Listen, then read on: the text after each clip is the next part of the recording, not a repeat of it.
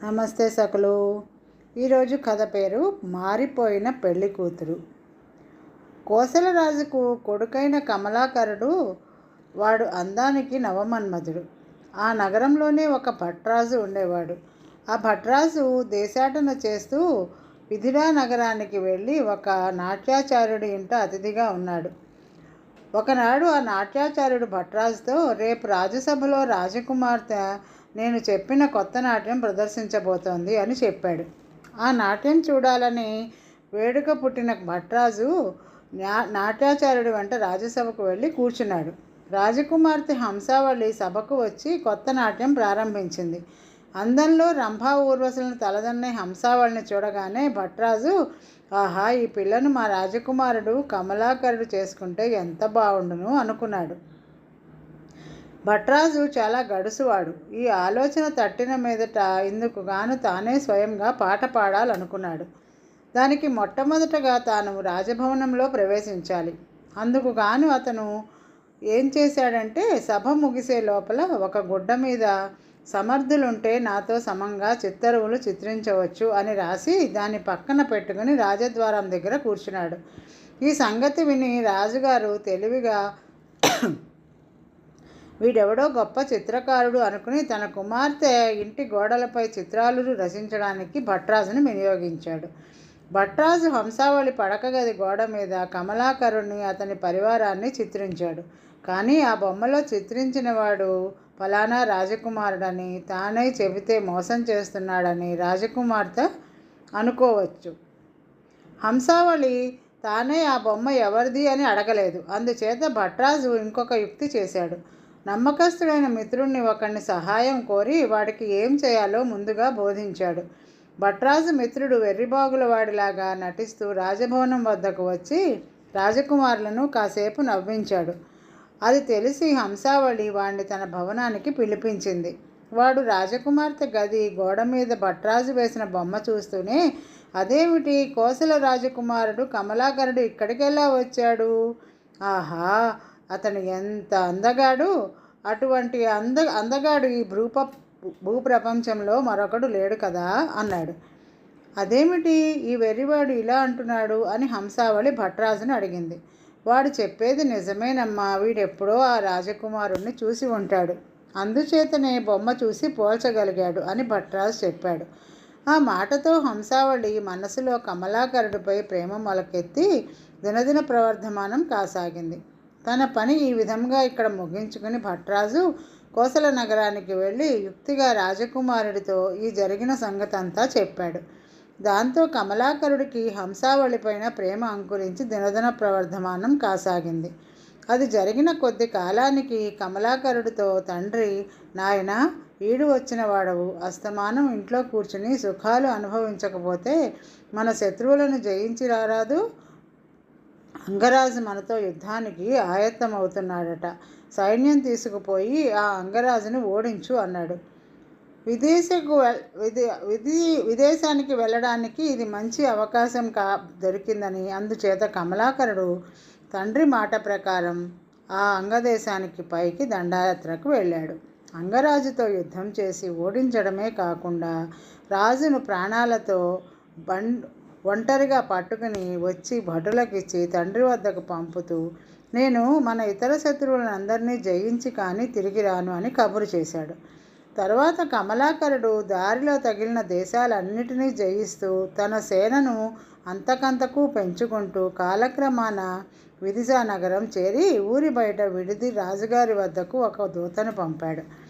కోసల యువరాజు వరుసగా ఒక్కొక్క దేశాన్నే జయించుకుంటూ వస్తున్నాడు అన్న వార్త హంసావళి తండ్రికి అదివరకే వచ్చింది. ఆ యువరాజు ప్రచండమైన సేనతో తన నగరానికి వచ్చాడు అనేసరికి ఆయన బెదిరిపోయాడు. కానీ కమలాకరుడికి దూత ఆయన వద్దకు వచ్చి యుద్ధం గురించి మాట్లాడడానికి మారుగా, మా కమలాకర యువరాజు గారు మీ అమ్మాయి హంసావళిని తమకిచ్చి వివాహం చేయమని కోరుతున్నారు అని చెప్పాడు. హంసావళికి తండ్రి పోయిన ప్రాణం తిరిగి వచ్చినట్లయి వెంటనే కమలాకరుణ్ణి చూడబోయి, నాయనా, కాకిచేత కబురు చేస్తే అయిపోయేదానికి నీవే వచ్చావా?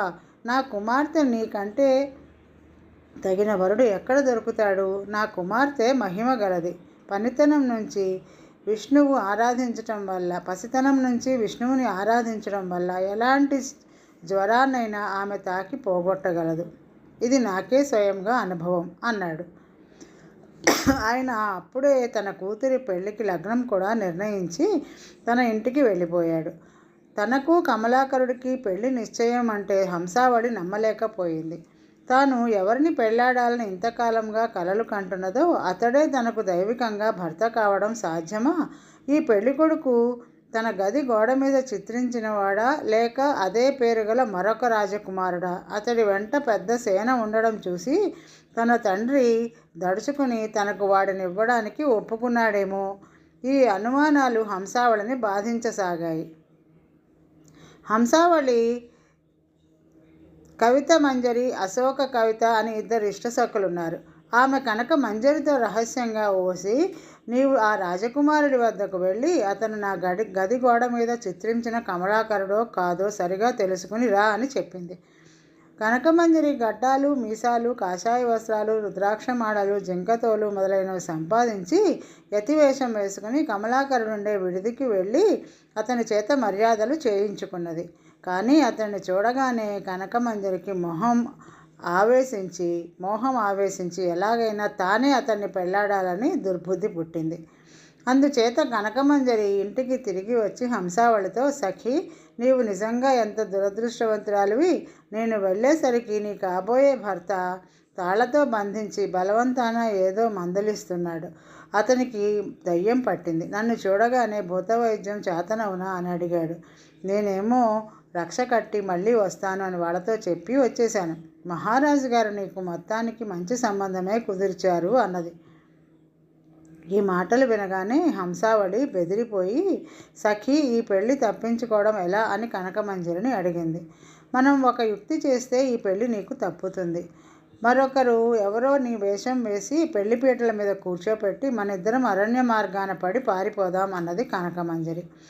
మరెవరికో దేనికి? ఆ పెళ్లి కూతురి వేషం నీవే వేసుకో. నేను ముందుగానే అరణ్యంలోకి వెళ్తాను. తర్వాత నీవు కూడా తప్పించుకుని వచ్చి నన్ను కలుసుకో అని హంసావళి చెప్పింది. ఈ విధంగా ఆమె కనకమంజరి తన కోసం తవ్విన గోతిలో సూటిగా పడింది. పెళ్లి రోజు వచ్చింది. హంసావళి గదిలో ఆమెతో పాటు కనకమంజరి, అశోక నగరిక మాత్రమే ఉన్నారు. కనకమంజరి పెళ్లి కూతురి వేషం వేసుకున్నది. హంసావళి ఆమె దుస్తులు ధరించింది. కనకమంజరి హంసావళితో, సఖి, ముహూర్తం సమీపిస్తున్నది. నీవు పడమటి ద్వారం గుండా వెళ్ళి ఒక కోసు దూరం వెళ్ళాక అక్కడ ఒక పెద్ద బురుగ చెట్టు ఉంటుంది. దానిలో పెద్ద తొర్ర ఉన్నది. అందులో దాగి ఉండు. త్వరలో నేను వచ్చి నిన్ను కలుసుకుంటాను అని చెప్పింది. రాత్రి సమయం హంసావళి చీకటిలో ఎవరికంటా పడకుండా పడమట ద్వారం గుండా కోసు దూరం నడిచి కనకమంజరి చెప్పిన బురుగు చెట్టు దగ్గరికి వచ్చింది. కానీ ఆ చీకటిలో ఆ చెట్టు త్వరలో దూరి కూర్చోడానికి, దాక్కోవడానికి ఆమెకి అసహ్యం వేసి దాని సమీపంలోనే ఉన్న మర్రి చెట్టు ఒకటి ఎక్కి కనకమంజరి రాక కోసం ఎదురు చూడసాగింది. అక్కడ కనకమంజరి అశోకరికతో, రాజకుమార్తెకు ఈ సంబంధం ఇష్టం లేక ఈ దొంగ ఎత్తు వేశాం. నీవు నా రహస్యం దాచావంటే నా వెంట తీసుకుపోయి ఎంతో మేలు చేస్తాను అని నచ్చ చెప్పింది. తర్వాత పెళ్లి కూతుర్ని పిలుచుకుపోయారు. కనకమంజరి మేలి ముసుగు వేసుకుని ఉండడం వల్ల, రాత్రివేళ కావటం వల్ల ఆమె హంసావళి కాదు అని ఎవరూ పోల్చలేదు. కమలాకరుడు హంసావళిని పెళ్లాడుతున్నాడు అనుకుంటూ కనకమంజరిని పెళ్లాడాడు. వెంటనే అతను తన భార్యతోనూ పరివారంతోనూ తన దేశానికి బయలుదేరాడు. భార్యాభర్తలు ఎక్కిన ఏనుగు పడమట ద్వారం దాటి హంసావళి వెళ్ళిన దారినే నడుస్తూ బూరుగు చెట్టు దగ్గరికి వచ్చింది. కనకమంజరి చడుచుకున్న దానిలాగా అయిపోయి కమలాకరుని గట్టిగా పట్టుకుంది. ఎందుకలా భయపడుతున్నావు అని కమలాకరుడు అడగగా, కనకమంజరి, నిన్న రాత్రి నాకొక పీడకల వచ్చింది.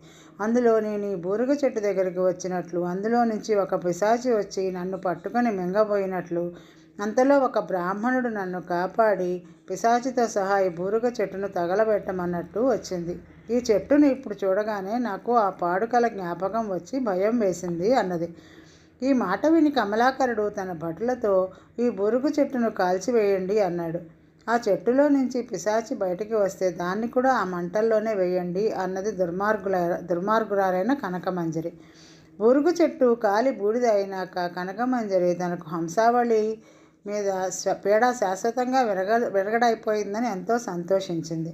కమలాకరుడు ఆమెతో తన నగరానికి వెళ్ళి తండ్రి చేత రాజ్యాభిషేకం కూడా చేయించుకుని కనకమంజరిని పట్టపు దేవిని చేసుకుని సుఖంగా రాజ్యమేలుతూ ఉన్నాడు. కనకమంజరి చేసిన ద్రోహం మర్రి చెట్టు పైనుంచి కళ్ళారా చూసి చెవులారా విన్న హంసావళి తన దుర్దశకు దుఃఖించింది. ఆ బూరుగు చెట్టు మంటలోనే ఆత్మహత్య చేసుకుందామని ఆమె అనుకున్నది. కానీ చచ్చి సాధించేదేమిటి అనుకుని ఆ ప్రయత్నం మానేసి జనుల కంటపడకుండా నిర్జరారణ్యాల వెంపడ వెళ్ళి ఒక ఫలవృక్షాల వనం చేరి అక్కడ తన ఇష్టమైన విష్ణువుని ఆరాధిస్తూ పళ్ళ ఆహారంగా తన జీవితం వెళ్ళబుచ్చుకోసాగింది. ఇంతలో కమలాకరుడికి విడవని జ్వరం పట్టుకుని ఎన్ని చికిత్సలు చేసినా పోలేదు. ఈ జ్వరం చూసి కనకమంజరి బెదిరిపోయింది. తాను హంసావళిగా నటిస్తున్నది. హంసావళి తాకితే ఏ జ్వరమైనా పోతుందని కమలాకరుడు తన మామగారి ద్వారా విని ఉన్నాడు. కానీ అతను ఆ సంగతి మరిచి ఉండాలి. అది జ్ఞాపకం వచ్చేలోగా ఈ జ్వరం నిమ్మళించకపోతే తాను మాయా హంసావళి అన్న సంగతి బయటపడుతుంది. అసలే ఆమె తన రహస్యాన్ని తన వెంట ఉన్న అశోకరిక ఎప్పుడు బయట పెట్టేస్తుందో అని మదన పడుతోంది. ఒక్క దెబ్బతో అశోకరిక ప్రాణాలను, కమలాకరుడి జ్వరాన్ని పోగొట్టడానికి కనకమంజరి ఒక ఎత్తు వేసింది. ఒక రాత్రి వేళ ఆమె అశోకరికను వెంట పెట్టుకుని ఒక పాడుబడిన శివాలయానికి వెళ్ళి అక్కడి లింగానికి మేకను బలి ఇచ్చి మేక కళ్ళతో చూర్ణం చేసింది. తర్వాత ముగ్గు వేసి అందులో జ్వరపురుషుడి బొమ్మ వేసి దానికి సాష్టాంగపడమని అశోకరికను కోరింది. కనకమంజరి తలపెట్టిన ద్రోహం తెలియక అశోకరిక సాష్టాంగపడింది. వెంటనే కనకమంజరి కత్తి ఎత్తి దాని మెడ మీద వేసింది. అయితే ఆ దెబ్బ అశోకరిక మెదడుకు తగలక ఆమె భుజానికి తగిలి కొద్దిగా గాయమైంది. ఆమె పెద్ద పెట్టున కేకలు పెడుతూ బయటికి పరిగెత్తింది. ఈ కేకలు విని తెల్లారి వాళ్ళు పరిగెట్టుకుంటూ వచ్చారు. అశోకరిక మూలంగా గుడిలో ఉన్న కనకమంజరిని, గుడి లోపల ఉన్న దృశ్యాన్ని, ఆమె తలపెట్టిన నరబలిని అర్థం చేసుకుని కనకమంజరిని చావచిత కొట్టి కొత్వాల దగ్గరికి ఈడ్చుకుపోయారు. అయితే కమలాకరుడు నేర విచారణ చేసే లోపే కనకమంజరి తాను తిన్న దెబ్బల ఫలితంగా చనిపోయింది. కనకమంజరి చేసిన దుర్మార్గం అంతా అశోకరిక ద్వారా విన్నాక హంసావళి జీవించే ఉన్నదని కమలాకరుడికి అనిపించింది. ఆమె చెట్టు త్వరలో దాగి ఉన్నట్లయితే దాన్ని తగలబెట్టినప్పుడు బయటికి రాకుండా అందులో నికృష్టమైన చావు చావదు. ఆమెకు వెతికి తెమ్మని చెప్పిన అన్ని వైపులా అతడు మనుషుల్ని పంపాడు. వారిలో కొందరు హంసావళి ఉండే ఫలవృక్ష వనానికి వచ్చి ఆమె హంసావళి అని తెలుసుకున్నారు. కనకమంజరి చేసిన ద్రోహం బయటపడిందని ఆమె వారి ద్వారా తెలుసుకున్నది. ఆమె వారి వెంట బయలుదేరి కమలాకరుడి దగ్గరికి వెళ్ళి అతన్ని తాకగానే అన్నాళ్లుగా బాధించిన జ్వరం కాస్త పోయింది. తరువాత కమలాకరుడు హంసావళిని వైభవంగా పెళ్లాడి ఆమెతో సహా సుఖంగా రాజ్యమేలాడు. ఈ రోజుకి కథ సమాప్తం సకలు. తిరిగి మరొక కథతో రేపు కలుద్దాం. నమస్తే.